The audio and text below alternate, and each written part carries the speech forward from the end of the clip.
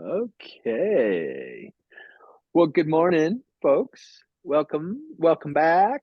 Um, Very excited today because we have our old friend Mary Gardner with us. This is a perennial talk of sorts because for those of us who love animals, it's an enormous subject. There's a lot in here, and there's no better person to talk about all this stuff with than Mary. So, I'm going to force her to introduce herself in a second. I'm going to also force you, Mary, to show us your book, the most recent book, or books if you'd like. Mary is an outrageous person. She's a veterinarian, but doesn't stop there. She has started a bunch of interesting companies. She is an author. I don't I mean, boy, Mary, you are just a dynamo. And she's also in the middle of the move, so sympathies to you, Mary. But before I cut to you, and welcome, and thank you for doing this again with us. I would just say for general folks, so the way these webinars work for here at Mettle Health, just very simple. There are no really rules except for basic respect and kindness. This is including to yourselves, please. This is just meant to be a safe place to ask hard questions, say tricky things, to hear and be heard. So we'll run through some slides, and Mary and I can stop talking in time. We'll then cut to the audience for conversation, etc. So, and with the mechanics of that, let me cut over to you, Sonia. Thanks, BJ.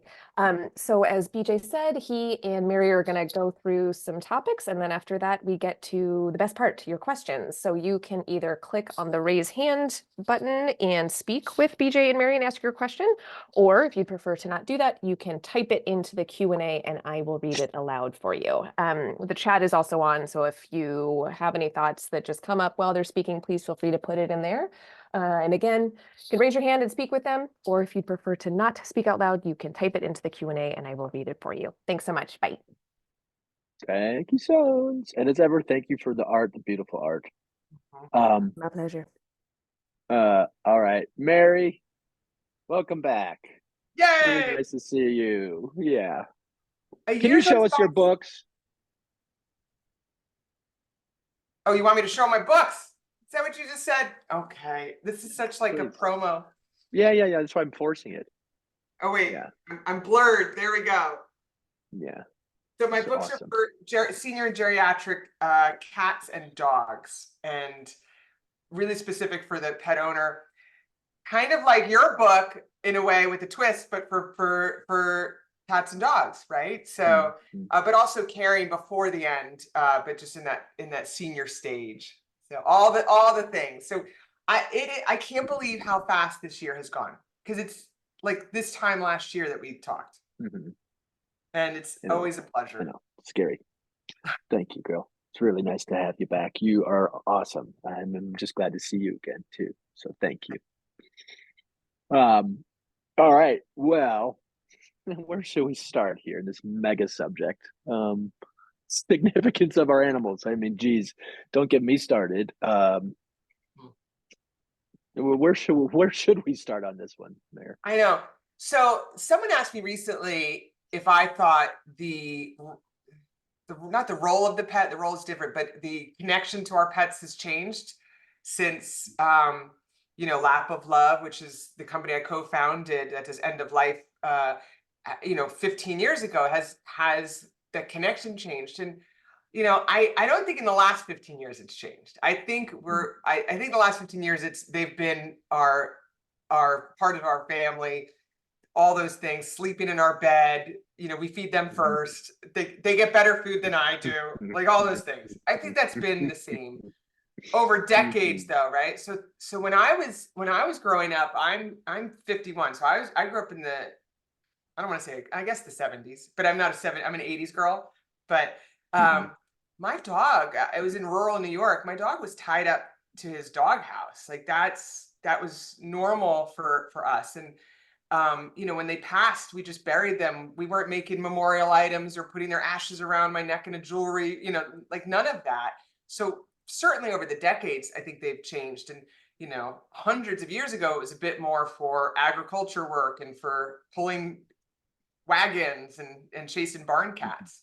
So now they're definitely more a part of the family. They, you know, have a place in the workforce too. So there's working dogs, whether they're service animals in the military or helping somebody that has a disability, like they're amazing. And so I think what I do think has changed though is maybe the medicine has changed, so it's advanced, and so much what we could do in humans, we can do in pets. So there's chemo, there's radiation, there's hip replacements, all those things, and I think people are more open to that now, or expect that level of care with their pets. So I think that's the difference in the last decade or two. Yeah, boy, there's a lot to say here. I wonder, and I want to just note what you were saying about your earlier life, where the dog was outside, and they had their place outside, and tried to, that image. Just acknowledge, like, there's a lot, and I'm out in rural Utah right now, and there are a lot of working dogs here, and they are beloved, but they have a very specific place in the family, and they're working in a certain way, and they have so. I just want to acknowledge a lot of my comments. I have migrated to the camp where the dog is like my spouse, or some. I can't think of a higher station for where animals have arrived in my own life. So I'm just acknowledging that, and I don't mean to cast aspersions at various, a more utilitarian approach to working with animals, etc. So I'm just noting my bias. And I appreciate you bringing up your own evolution on this too. Yeah, totally. I lived in rural Oregon for a while too, and that was working dogs. And if the farm dog could no longer, herd the cow or herd the sheep and stuff, they were euthanized. Like that's, and I'm not saying it's right or wrong, but typically the families that I help they're sleeping, they get the pillow. So yeah, right. Well, boy, we'll move on here in a sec, but I would also say another sort of comment about the evolution, and maybe in our own lifetimes, is a larger thread here too, in terms of, not to get too out there, but the word Anthropocene, and the idea that humans are the sort of the center of everything, and the only ones with intelligence or consciousness. That is increasingly proven to be just sort of just obviously nakedly kind of ridiculous. But I think we have underestimated the intelligence of animals other than humans for a very long time. And I think part of what we're feeling of this move into the family, even though that can pose its own problems, treating a dog like a human isn't always the right thing to do. Right. But I also think it's a part of this reordering of humans and our place in the pecking order of things. So anyway, throw that out there too. So should I move us forward? Yeah. And you know what? In the last 8 years, or 8 years ago, I became a vegan. And no, everyone's like, is it okay if I eat a steak around you? I'm like, absolutely. You could wear a leather outfit and wear a steak. I just won't. But because I've euthanized pigs that was like a dog. Like they were amazing. Chickens, some barnyard chickens, like literally play with the kids. So I think I've just no judgment, but that was just my personal choice, is to now become vegan, because they're just so amazing, and the intelligence of not just the dogs and cats. It's Right. Every creature in this picture. Right on. Yep. Well, okay. Well, it's lots. We could stick on this side for the whole time, so let's keep moving. Get us on track, BJ. Sorry, I know I'm not. Anyway, I'll stay on it. But so this is a conversation that comes up, of course, in the human medical. There's this question of, and you mentioned it a moment ago, in terms of increasingly, all that's available to humans in Western medicine is increasingly available to our pets too. So it brings a lot of ethical questions and financial questions too. Like, just because we can do or this or that test or this or that thing, should we? Right. And that brings up a lot of important big questions, and not a lot of clarity, a right or wrong path. It gets very subjective very quickly. What's quality to you? What's worth it to you? So I just sort of set this up. This is a big thread in the palliative care world for humans, and it's a tricky one because of subjectivity, because sometimes quality is counterposed with quantity of life. Yep. Anyway, it quickly gets kind of murky. How about in the pet world, Mary? How murky is it for you in your practice, or is it much clearer actually? No, it's so murky, right? Which Okay. Yeah. is why I love talking to you, and because that's how we got connected, is the hospice space. I'm in the hospice space for pets, right? So Yeah. no, it's clear as mud. It's horrible, but and it's interesting, like what should we do for our pets? But there are people who choose not to get chemo themselves, right? It's just because we can doesn't mean we should for all of us. But quality of life is a very important topic to have with families when they're facing end of life, because in the pet space we have euthanasia, which many people try to equate to the right to die, which is totally different, right? That the right to die is you taking that step, where euthanasia is we are making a decision that pet's life is now not good, and so therefore we're going to euthanize them. So it's a different conversation for sure, and also what you're going to do to keep them happy and with palliative care. So this is a conversation I have, and at Lap of Love we do virtual conversations. So a family could call one of our doctors and have a virtual conversation with them about their cat specifically, or their dog, whatever's going on. But for me, with quality of life, when I'm helping families make that very important decision, I first look at what ailment the pet has. And BJ, one thing I probably mentioned this last year, which really makes me sad, is that 50% of dogs and cats that are euthanized in general practice, so at their family practice, 50% have not seen their doctor a year before they're euthanized. So for that last 8 to 10% of that pet's life, they're not getting any care. So that's, imagine us in our 70s and 80s never going to the doctor, and then it's time. So there's so much we can do. But so the ailment that the pet has, sometimes I don't have a diagnosis, and same thing in human medicine, but you usually have a diagnosis. Like we push to get a diagnosis more in the human space. Yeah. But if I've got a dog that's got mobility issues, I may not know if it's arthritis or a disc disease or bone cancer or a nerve issue. Like, I don't always know, but they've got mobility issues. And when you've got a 50-pound dog that can't move, like that's not good. So the ailment that they have is going to change my conversation.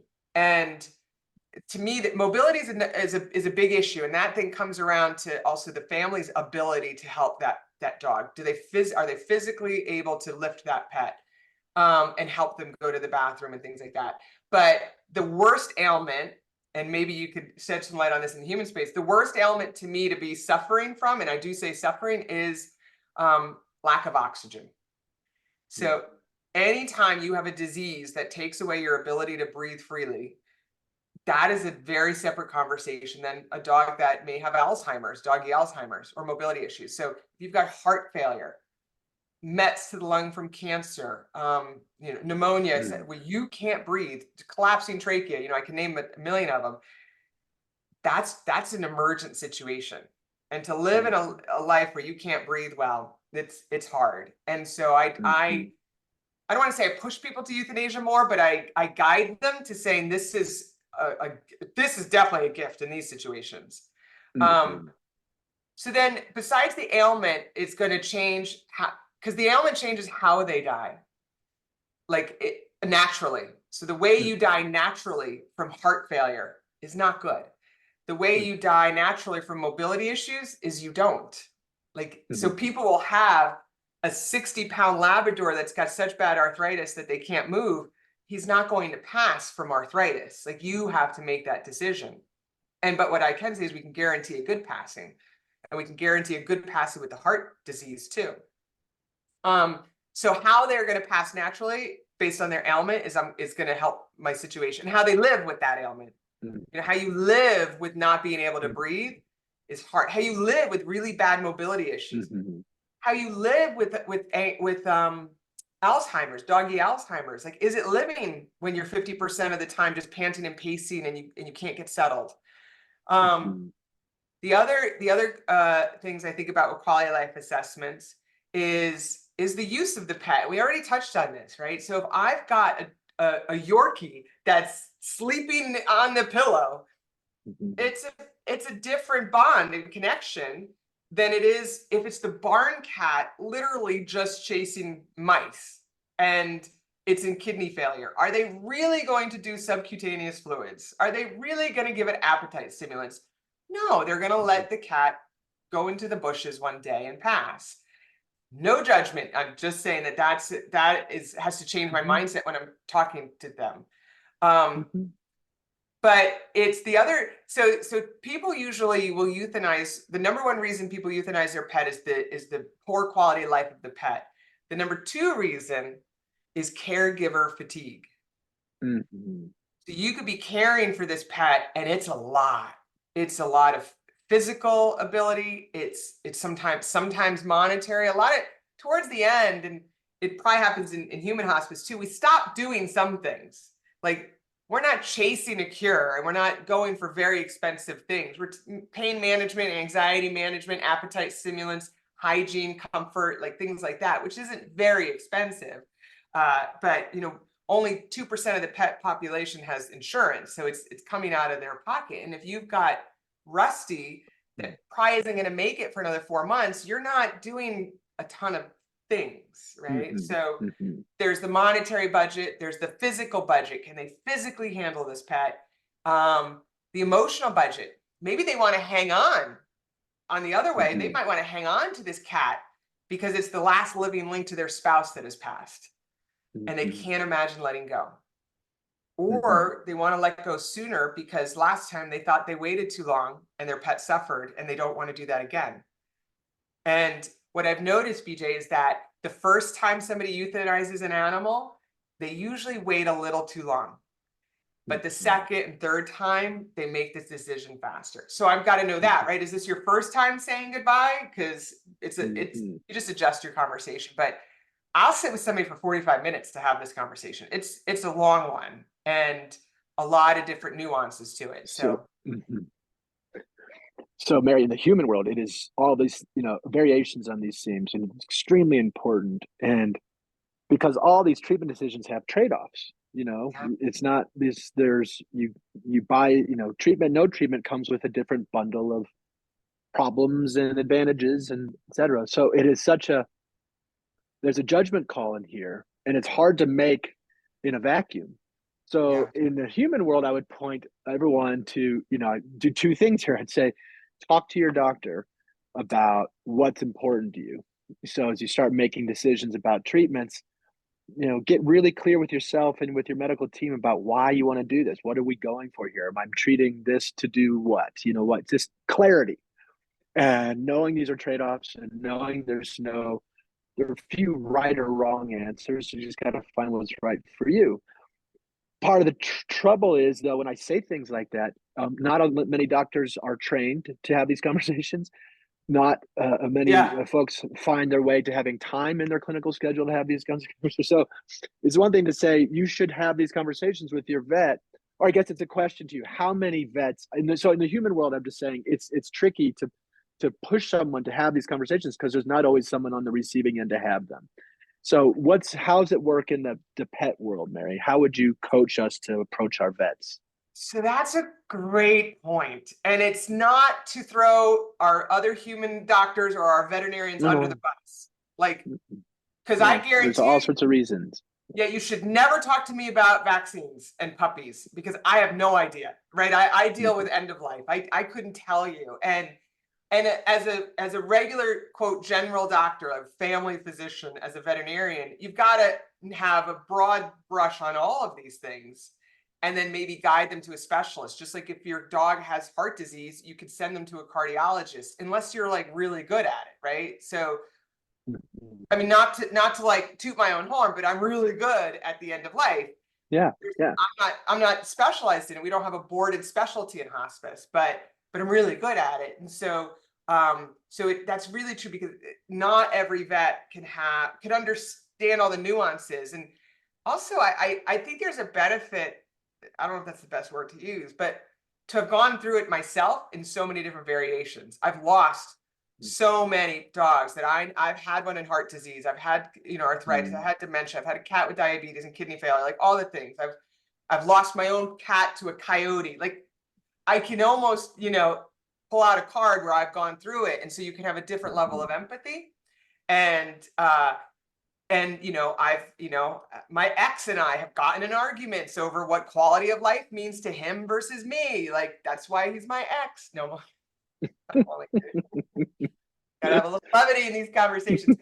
So, at Lap of Love, like I said earlier, we have a team of veterinarians that just does virtual calls with families, and that's all that they do. And they're having these conversations.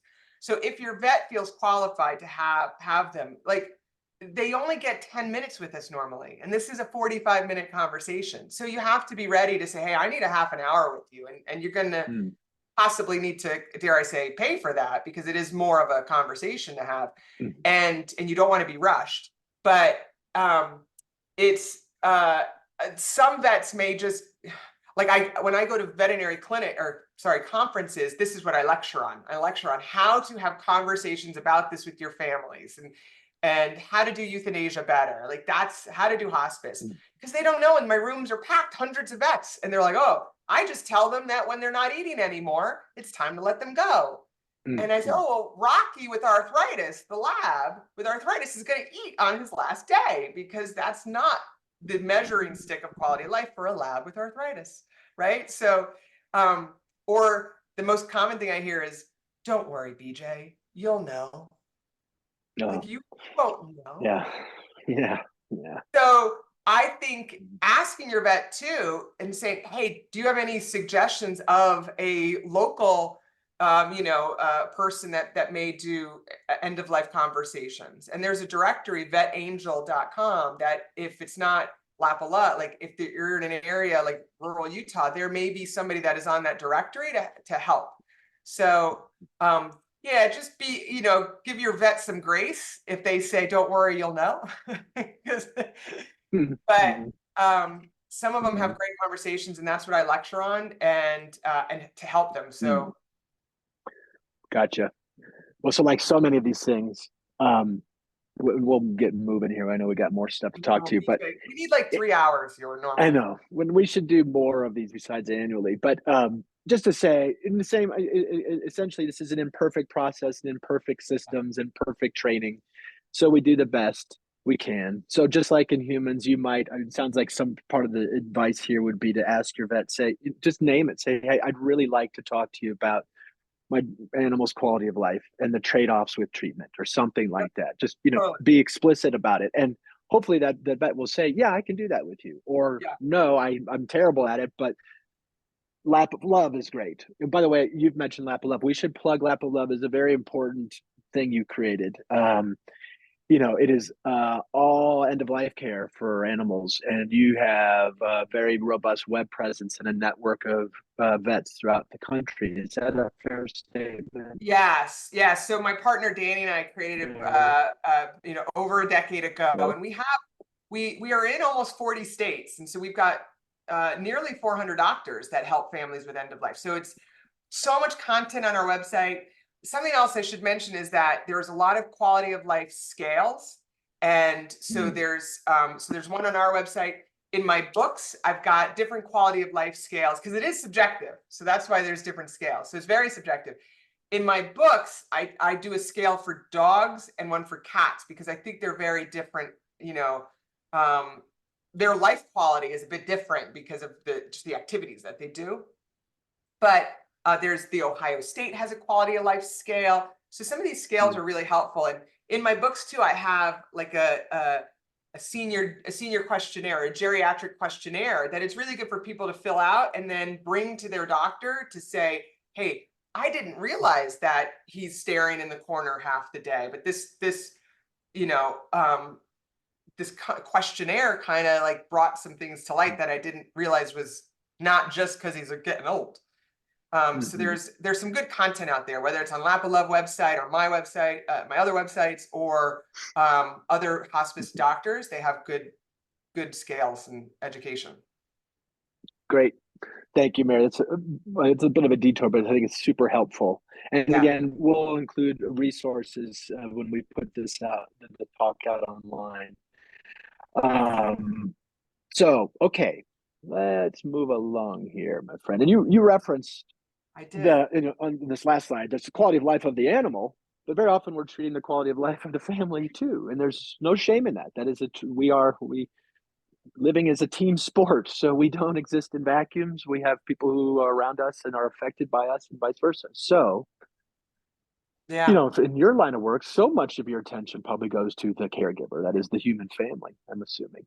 Yeah. So, one time I went to a conference for human geriatricians.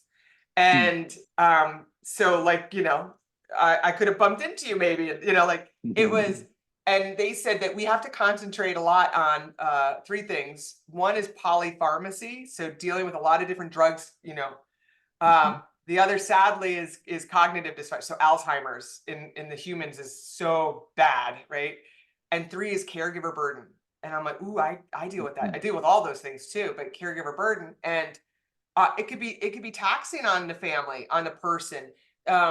Just a few things I'll point out is that they've done studies on caring for a terminally ill pet, and the same symptoms of caregiver burden that you see in the human caregiving is the same in the pet caregiving. So stress, anxiety, depression, feeling of alone, like all those things. And in my books, I've got a caregiver checklist also to just kind of, it's okay to feel tired. We don't want you to feel tired, but don't feel like stressed about, like it's a thing. You're not weird if you're don't feel like shit for feeling like shit. Yes, thank you for explaining that better. And I could also say too, and this is going to sound weird, is that a lot of times after the euthanasia happens, they have relief, and then they feel bad about having relief. Right. And I'm like, hold on, I know you're going to want your dog or cat for the rest, like forever. Like, we know that, but it's a lot. Like my girl, Sam, I was up all night with her. I slept in the living room. Every morning there was poop somewhere I had to go pick up. I had to go run to the store to go get her meds and wet wipes. And so on average, to care for a very ill pet, it's 3 hours a day just on the care. Cleaning, ready, emotional space, figuring out who's going to watch them because you need to go away for 4 hours and you have to be home. Like, it's a lot. So when you're also dealing with your own crap in your own life, like your own stuff, and then you got this. So try to get support from friends and family. And also a lot of times people get embarrassed when they've got a very sick, old, crusty, stinky pet, and they don't want people in their house to help them. And so don't be afraid to ask friends and family and your vet and their veterinary staff, because there could be a technician that is willing to come over and do some respite care. Well, that's a great piece of advice. Yeah. This is a big thing. And when kind of vis-a-vis the conversation in the last slide, how often do you find yourself in a situation where by some measure the dog or the cat or the pet could have some more time, but the family just doesn't. Lot. Yeah. A lot. And I don't want anybody to feel that guilt that it was a lot. And I got to tell you people can call me on a Monday and say, we had a really horrible weekend. Can you come and say goodbye? And I say, absolutely. I support your decision. And then they can say, we had a really great weekend. Can you come and say goodbye? Because that's how we want it to end. We don't want everybody to be exhausted. We don't want the pet to finally be exhausted too. And it's not my place to judge. And there's been times, and people will ask me often, like, what would you do if it was my own? And I have to be careful to answer that because my life and my budgets are different. What I could emotionally handle at this moment in my life, right? Listen, I'm moving, right? Like right now is not the time to also be having a very sick pet because it's chaotic. And, am I going through a divorce? Am I moving it? Like all these things that you could be, dealing with. I may, as the doctor that you've asked, may not be going through that. I could physically handle things that some people can't. I could take my dog to chemotherapy, treatment. Maybe somebody can't. So I have to be careful when I answer that. And, because what I would do and could do does not mean that they can and should, and that's okay too. Yeah. So Yep. don't feel guilt about having to say goodbye. And so anyway, hope that was helpful. Yeah. I'm with you. It is. It's just to name these things. It's very helpful. Yeah. There is no magic answer to any of this. We feel our way. That's situation dependent. The realities of my life as the owner or family member, et cetera, it's just real. It's just messy and not easy, and their judgment calls along the way. And knowing that from your lips, Mary, of someone who's around this situation so much, is just very reassuring for us. Because otherwise, it's tempting for a lack of clarity for many of us to say, "Oh, I must be screwing something up, or I must be doing something wrong here." It's just some of these things are just hard. Period. That's Not what a failure. right. Some of it, right. It's just a crappy situation and it's hard and it's Hard. just is. And also like what you can manage. Remember how I said like each one of my animals has given me, I've gone through some.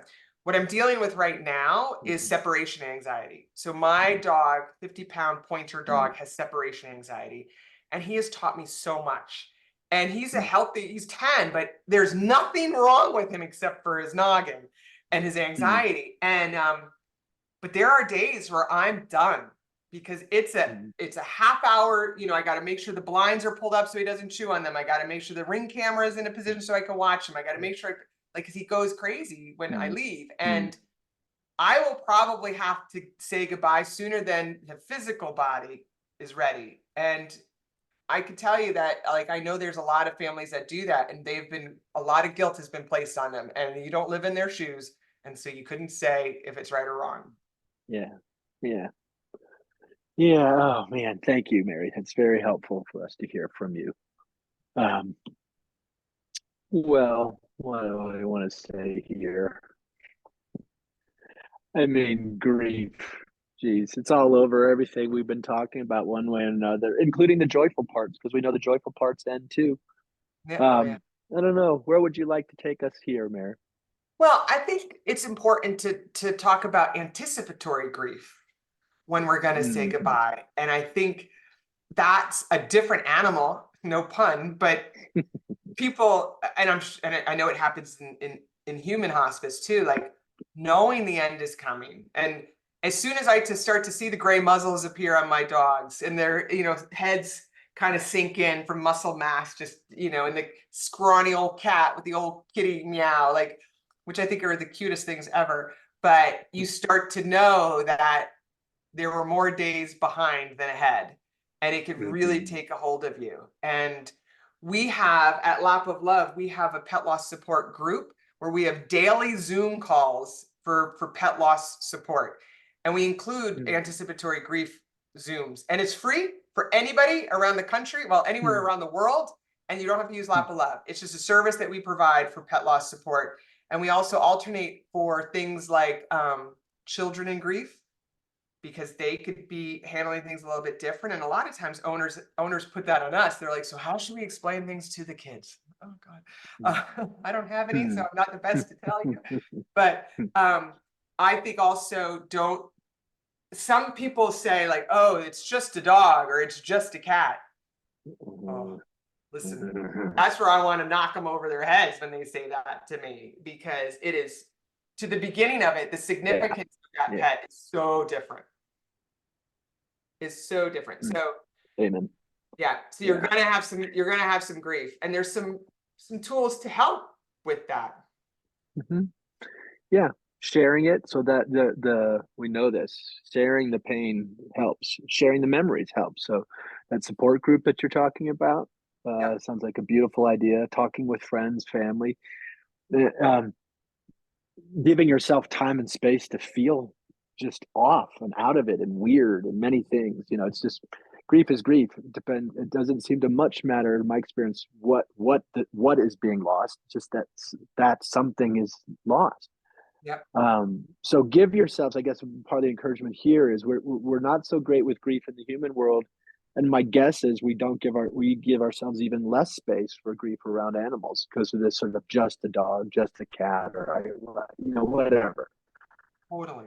So I guess the point here, bigger than anything, is just to name this is a real force, and if you ignore that grief at your own peril. So give yourself that time and space. I'm still in the throes of it from Maisie last year. I've been watching it evolve. So there's a lot to say there, but just to name it's still going. I'm still in it, and it's been coming up on a year. So maybe the point's made for now here, Mayor, huh? Shall we move on? I think we're to the good. questions. Yeah. Okay. Well, we kind of touched on this a little bit already. I mean, but is there more? Besides ambulance is normal. It's hard to feel 100% about anything. Totally. Yeah. What comes up for you, Mayor? Yeah, I think a saying that I often refer to is that it will always seem too soon until it's too late. And so it's okay to not know what to do. I think what we would all agree on, whether it's natural passing, euthanasia, right to die, whatever, is that we want it to be as good as possible. And what good is that's subjective too, right? But I think peaceful, and what does that mean? Do we want to be there and be present? Do we want to have a party? Do we want it just to be a small, just me and and my pet? So I think we would all agree that we want it to be peaceful and without suffering of the pet. Now we're all going to suffer because we're saying goodbye. The pet doesn't know. And so I think when you've got also a disagreement in the house of like it's time and it's not time, that happens a lot, is to just come down with what we all want for the pet and how to achieve that. And euthanasia is not about giving up. It's about ensuring that their goodbye is good and being able to be present and to make it as good as possible. And if natural death is elected, then I really want people to make sure that their pet is on some medications, because dying naturally from some disease, we don't even do that in the human world. They're on morphine, they're on medication, typically, right? So this is a big decision. So 100% you should have mixed feelings. Also, if you don't have mixed feelings and you're like, absolutely, it's time, you may have waited so long that it's so obvious. So I would rather have someone not know for sure, because if you know for sure, they're really suffering. That's helpful for me to hear right now. One part of the things I've been plagued with Maisie recently is, did I go too soon this time around? Whereas my service dog Vermont, I'm sure I waited too late. I go around and around and around. And you know what? What you regret is the days that the quote good days that you could have had. You regret not having those. Yeah. I promise you, BJ, with every ounce of my body, you would regret more giving her bad days. So although you lost good days, she didn't have some bad days. And that is what you have to rest your heart on. And and it's tough, right? So yes. I mean, I want to go on a good day with a row of Oreo cookies with good friends nearby, still looking kind of okay. All right, this is your advance directive, people. We just heard Mary's advance directive. You've all been witness. Exactly. Right. Well, and right on. So, yeah, this is just inherently difficult, and so mixed feelings, normal. Even a good sign, as you're saying, Mary, to have some ambivalence. Totally. So, right on. Okay. Well, I'm gonna keep us moving. You said something a moment in this last slide that the animal doesn't know they're going that day. But do you ever get a sense that they do have a sense? I mean, who knows what I'm projecting versus really sensing something. I know. You know, I heard you speak many times, and one thing I was watching online, and I'm just like, what I love about BJ is that he is okay not knowing. Like you're very like Sure. you're so smooth at delivering that too, right? You're just like, we just don't know. And I'm like, man, whatever that man feeds me, I'm eating up, right? Like it's sure, but it's hard, you know, to know for sure. I will say, and I'm getting on the little mystical side, has weird stuff happened? Yes, that I cannot explain. Super cool. Sometimes a little freaky, but so I have no idea. So I'm going to pull the BJ hat. Like, I don't know, but Yeah. it's really cool.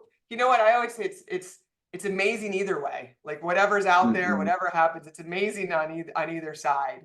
But I think they know that they're suffering? At times, yes. Like, but do they know what suffering means? They just know I'm in pain. Whatever that pain may be, they know it. And I'm sure if you ask them, hey, would you like me to end this pain? They would probably say yes if they could. Do I think here's another question. Do I think other pets know in the house?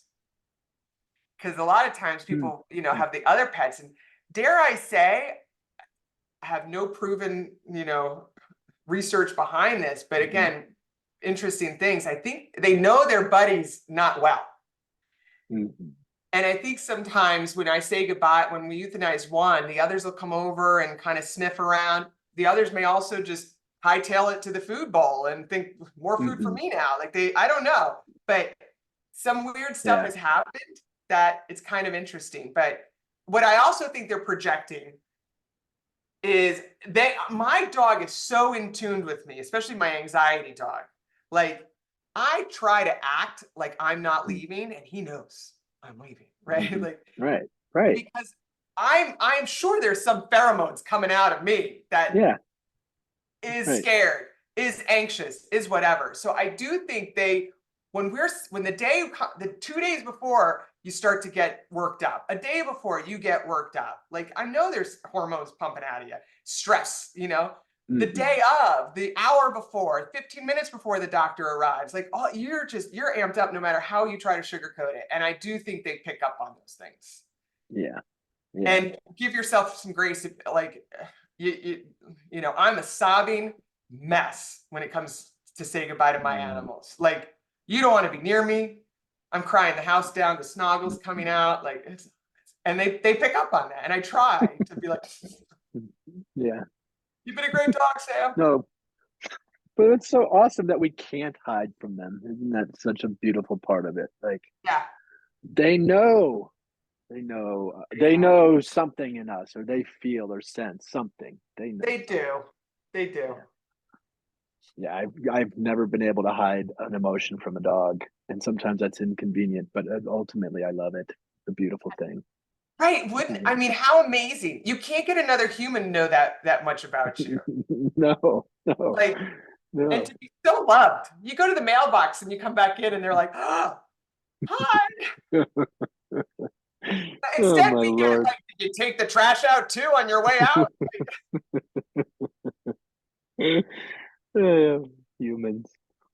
Oh, sweetheart. Okay, well, all right. Maybe, what do you think? Should we open it up to the audience? Or is there more we want to say? You know, I mean, we've kind of touched on hospice for animals. Was there, I think. Very similar in palliative care. Yeah. Well, real quick on that note. So in the human world, hospice and palliative care are related, but a little bit different. You know, hospice is that kind of same deal. Okay. Same so deal. You would say palliative care, you don't have to be dying anytime soon. It's about quality of life. This is my soapbox, is that I think a lot of people and say the same thing over there, is I think they use the word palliative care as the exact thing of hospice. And I'm like, two different things. Right. Two different things. And palliative care is a part of hospice, but it's not hospice. And But I do think if you see that, if you're out there like searching for a palliative care doctor, veterinarian, it probably means hospice, because they try to use it as, I think it softens it, because people hear the word hospice and they're like, oh, Mhm. no, Yeah. I'm human space too, right? Like, Very much so. It's the same phenomenon. which The drives me nuts. phrase, yeah. No, this is Balfour Mount coined the phrase palliative care in the late 70s is the lore, and it was expressly to undo the baggage of hospice. But then the baggage of hospice followed palliative care. So now we're all talking about, should we find a different name than palliative care? It's a little crazy making. So anyway, so it sounds very much a similar situation. So for the audience, folks, it's this palliative care is simply the pursuit of quality of life anywhere along the stage of illness. So the efforts are all related to quality of life, symptom management, meaning making, etc. So that's anywhere along the spectrum of life and illness. Hospice is this sort of subset, a kind of palliative care, same sort of intention of comfort and meaning making, etc., but is reserved for the final months of life when the end is in sight. Would you say the same thing, Mary? You said it perfectly. I don't need All to. right. Perfect. Great. Okay. All right. Well, let's go to the audience. If I can get that 30 seconds he just said and I could play it everywhere, it would be great. Every time I get asked a question, I answer a little differently. We have to just pound this pavement meticulously. But anyway, okay. Well, was there anything more to say here, or shall we cut to the audience here, Mary? Let's cut to the audience. Yeah. Okay. All right, folks, you've been patient out there. What's happening? Right. Kate, Comments, you questions? Kate had your hand up. Kate, you might have to unmute yourself on your end. Okay, I just did. Hi, Kate. Kate. Hi, I don't know if you can see me. I can't see myself. No. First of all, I just am so grateful to you guys for this conversation. And I came to Mettle for my own kind of scary diagnosis a year ago, but now I'm in that sort of last months of my small friend's life, and it's so meaningful to have a safe space and for you guys to, deconstruct all of this. So helpful. And, I had the very interesting experience of working for a veterinarian years ago and saw some pretty out there stuff with end of life for dogs. Like definitely 2 dogs brought their people to the office to be amongst the staff and then died before the euthanasia could be done. Some really cool, wild stuff. And so, as I look at the end of my little one, Johnny's life, just everything that you said is very helpful. So mostly I'm just grateful. And the BJ's distillation of hospice as a subset of palliative is great. And I love the idea that there's a group, because I'm alone. I'm the only one making the decision. So, okay. And yeah, what is Johnny? He's a dog, right? Sorry, Johnny is a little mixed scruffy sort of terrier that I got at a shelter actually 8 years ago tomorrow. I don't know how old he is. I mean, he could be 15, he could be 20. But he's sort of in his own world now, but every morning we go for a run. He makes me walk as fast as I can, and he runs. I have to steer, but he runs, and he comes home and eats a big breakfast, and he sleeps just tucked up under my chin at night. And it seems like everything's okay now. Very hard for me, the caregiver burden. And it was also a wonderful permission to sort of cop to how hard it is for me. That's as hard as for people. It really is hard. And Yeah. Or harder. or yeah, in a different way, right? Like it's Yeah, just yeah, it's yeah. totally different. And little Johnny, by the way, happy gotcha day tomorrow. So that's a Oh, good gotcha. That's cute. that's a gotcha day. And I wrote down small friend. I like that. So I wrote that down. I got some for you, Kate. And running is awesome. Motion is the lotion and the potion for like happiness. So the more you can run, like so good for him and good for you too to have that time with him and enjoy all those moments. And I'm sorry that you felt alone in this. So I hope you could, this has given you some help and support, and know that there's others out there. You're not alone. Well, yes, and the fact that he only weighs 8 pounds makes it all the easier. But I also bought a treadmill. I used to work in canine rehabilitation. Oh, Yeah. And and he likes walking on the treadmill, and I think it helps with his sort of, old guy pacing also. Yeah. But Oh, yeah, the old guy pacing. And I feel like the smaller the dogs get worse doggy Alzheimer's. It totally, again, not scientifically proven, but I feel like a lot of them have it. So I think that's great, Kate. well, thank you so much. I'm sorry we don't have camera, so I feel like sending you a picture of him. He's as they all are. I love it. I Unbelievable. love it. Well, listen, my email address is iloveoldpets@gmail.com. Oh, You send me a picture of Johnny. okay. All right. Well, thank you so much. Awesome. Take care. Thanks, Kate. Thanks, Kate. That was awesome. Okay, Jenny had a question. I had 2 cats and had to euthanize one, and the other cat searched for its companion for a long time. If one has 2 pets at home and one of them is euthanized at the hospital, is it beneficial for the remaining pet to see its companion? Okay, Jenny, I get this question a lot. And I don't mean to be pushing in-home euthanasia, although that is our business, but I do find that the other cats do seem to come out and like be a part of the experience. Now, some of them will go away, just like kids. Some of them just hide and go away. But I think it's nice to be able to give that cat the option to be present.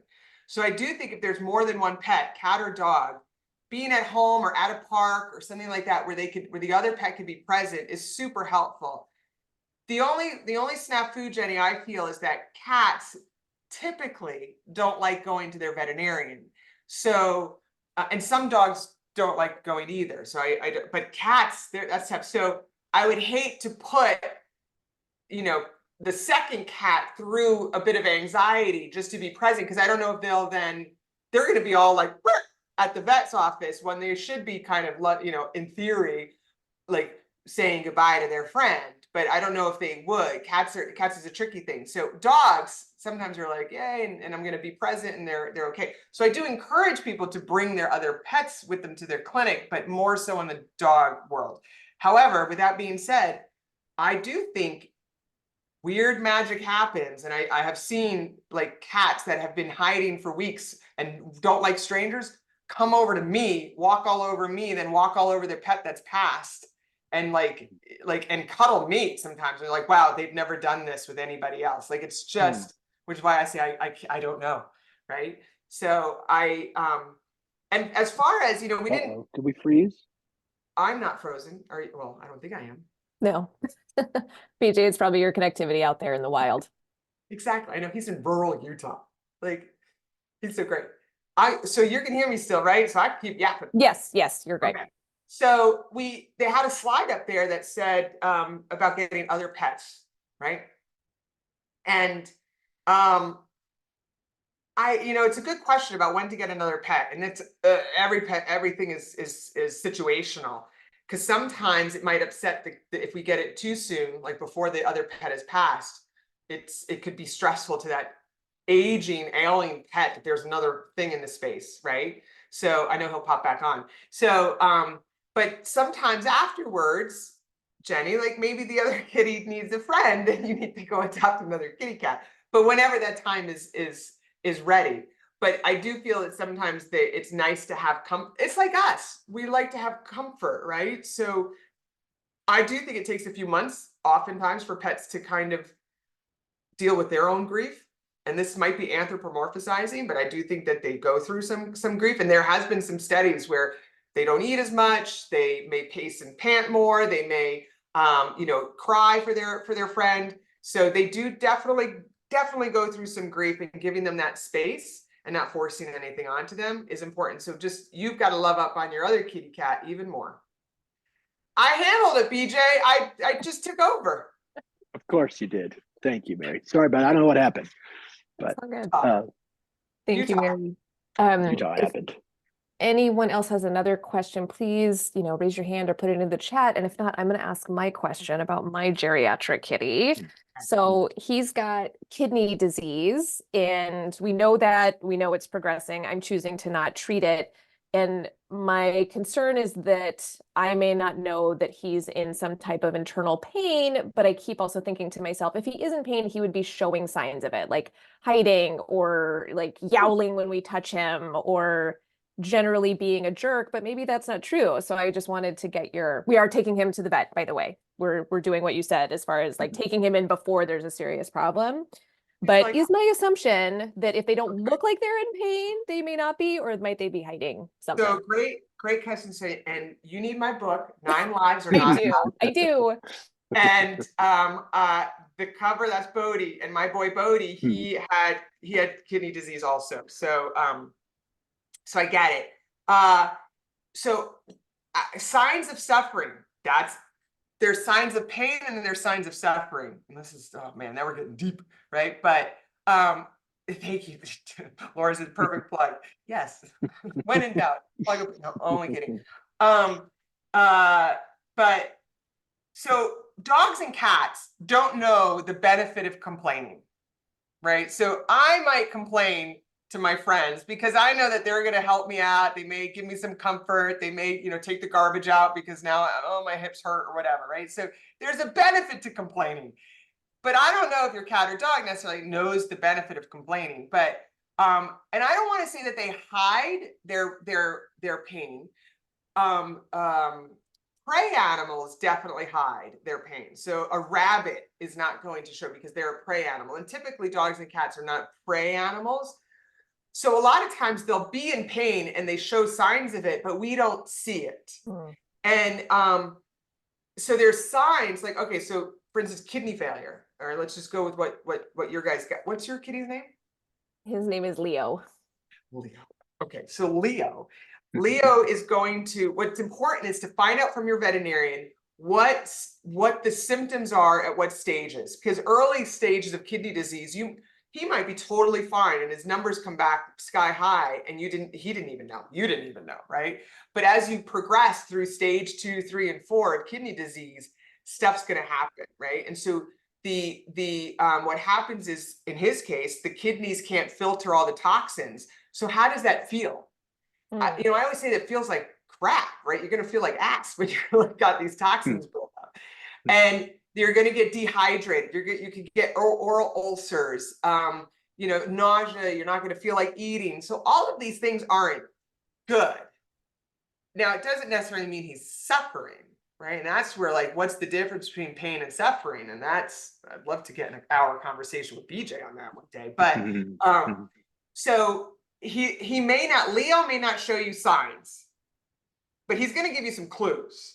And so his inappetence, his change of behavior, he's going to get weak because he's going to muscle waste. So can he get up to his sunny spot anymore? And here's the thing, what I want you to do is focus on the joys that he has and not necessarily focus on right. So I have a chart in my that's literally joys of living to say, this is what makes Leo, right? Like, does Leo like a certain sunny spot? Does he sleep with you at night? Does he howl at the moon just normally because he likes to? Whatever it may be. So write down the joys of Leo's living. And when you see a lot of these getting chopped off, you know that, because things could change. His abilities may change, but his joys. And I want to make sure he could still do a large percentage of those joys of living. Yeah. Thank you so much. That's my goal as well. And also, BJ, I'm just so aware of how similar that is to the human way that we talk to people about what is quality of life for you and when these things start not happening. Thank you so much, Mary. And that's what I often, when I've got the arguments in the house of when to euthanize, I typically say, okay, would you all agree we don't want him to suffer? Yes. What does suffering mean? like to you for your dog or your cat, what does that mean? Like, what does Leo have to be going through? And that's what you can have now, is this conversation with yourself. What are the joys of Leo's living, and what does suffering for Leo mean? And putting it somewhere out on your refrigerator, like somewhere where you don't hide it away, because there's a place called Denial Island. And I have been governor of Denial Island myself, even as a veterinarian, right? And BJ, you might have been there with Maisie a little bit, right? For sure. We all inhibit the Denial Island for a little bit. So sometimes having a reality check posted in front of you when you were on Denial Island can help you see a little bit better and take off denial goggles a little bit. Because no matter what, we will always want one more day. And that's always, it's never long enough. That's the title of my dog book. Dang, girl. The greatest. You're really worked on this in the last year. Mary, do you have a couple more seconds? We got another question from Jenny. Okay, thank you so much. Jenny said, when might it be appropriate to discuss the passing of my dad's aging Jack Russell, who has already undergone surgery to remove one eye and is deeply cherished as my dad's closest companion? My dad lives alone. So Jenny's wondering when to bring up or start talking about it. Do you have any suggestions? And what are so one eye doesn't bother me. So did I miss what's going, like, is he just an old Jack Russell and he's a jalopy, or he's got something bad? Jenny, if you want to raise your hand, we can just have you speak with Mary and BJ, and if not, just put it back into the Q&A and I'll read it. Sounds like just aging at this moment. There she is. She looks like she just raised her hand. So. Oh, great. Great. Let's bring her on. Hi, Jenny. How are you? I'm actually calling from Sweden. So my dad lives alone, has been living alone for a long time, and he lives like far out in the forest. And he has got this like best friend who's like sleeps beside him in bed. They hang out all day. You know, they have been like best friends for like 14 years now. And I can tell that the dog is getting old, sort of already removed an eye, you know, and my dad just he doesn't want to talk about it. I tried, and I was just like, what's when it's a good time to sort of mention it, and how can I say it in a good way, BJ? How do you start this conversation? Because I want to be respectful, but I also want to sort of start preparing my dad, right? And Jenny, so we can talk about. Yeah. Do you think, Jenny, he's getting old, or do you think if you had this dog, you'd be thinking about euthanasia soon? Like, is he that bad? He still has got his spirit. I can see it in his one eye, and he's happy. He's there, but he's losing his, also he can't hear very well. So you know, everything is like deteriorating. So it's getting there, and it's quite quickly. It's a big difference last year. So Okay, that's, you know, there's a saying, which I don't always love this saying. There's a saying that old age is not a disease, but I always say old age brings dis-ease.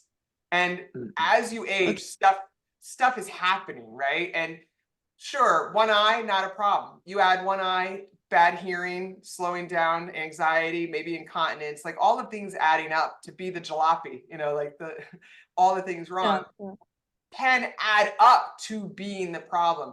So this is a good question, because he could be on Denial Island. So it is a conversation to have. And so I think and BJ might be better at this because he is such a smooth, like, you got such a good touch.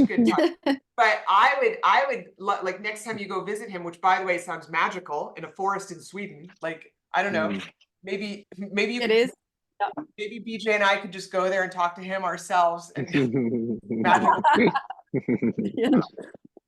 We may end up staying, but and just say, you know what, when's his birthday? Oh, he's going to be 15 soon, and just say, you know what, we should start thinking about some bucket list items of what we want to do. So a gentle way is starting with bucket list items, because we all know what the bucket list means, but it's focusing on doing fun things. And I love bucket lists, like love them, because you're checking off fun things to do or memories to have, and in preparation, so that way you don't have regrets. And towards the end of my Doberman's life, I mean, he's this big badass Doberman, and our bucket list was literally peeing on the neighbor's plants, chasing the mail truck one last time, like nothing, but it was like I was doing this thing, and it was so cathartic to do that. And I know that there's not one thing Duncan missed out on.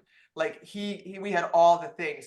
So I think starting with the bucket list for your dad and just saying, you know what, I know we don't have as much time with him in the future. Like, you don't want to bring the death like card right away yet, but let's start talking about a bucket list and see how that goes.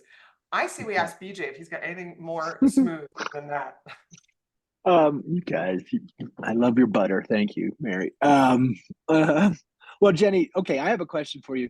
So in the situation with your papa, what is the worry for you? Are you worried about the dog's well-being, that dad's going to miss a cue and the dog will be suffering in ways that are unnecessary? Or are you worried about regret pile up for your dad? Or can you name the worry for you personally? Yeah, for me, I think the worry is that he's not going to be prepared when his dog is suffering so much that I'm going to, tell him that now is the time, sort of. Because like you were talking about before, that often people extend the time and the dog is suffering in unnecessary way. Yeah. So I think that's the worry. I don't want Jack to be suffering because my dad is going to have such an anxiety to separate from his best friend. Gotcha. So this is you're trying to get on top of a prospective worry. Like, so far so good, it sounds like, but you're reading the tea leaves, and time is precious. And so, but okay, I just want to name, you're getting ahead of it in a beautiful way. You're getting ahead of a situation, it seems to me. So I say that to say, okay, well, it's not an emergency. Right. Doesn't sound like Jack is suffering currently.